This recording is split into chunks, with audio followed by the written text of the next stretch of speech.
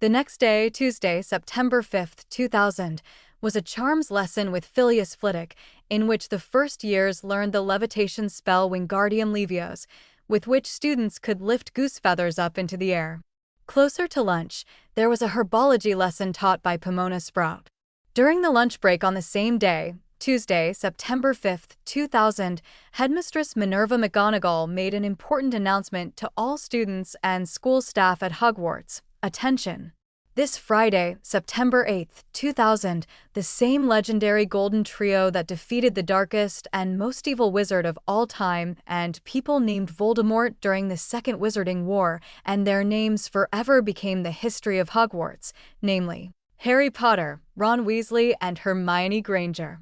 And so the students and school staff of Hogwarts were delighted with this wonderful news.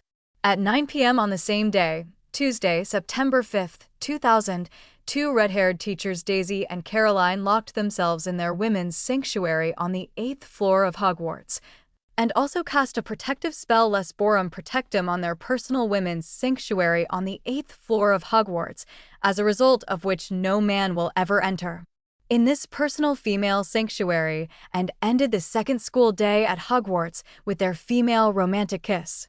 The next day, that is, on Wednesday, September 6th, 2000, there was a broomstick flying lesson from Madame Hooch in which two dark-haired 11-year-old Gryffindors Rose and Jane showed very wonderful broomstick flying skills that in the end these two 11-year-old Gryffindors Rose and Jane became the new bouncers on the Gryffindor Quidditch team for the first time since Harry Potter. Finally, Friday, September 8th, 2000, came, namely the meeting with the legendary golden trio of Hogwarts named Harry Potter, Ron Weasley, and Hermione Granger.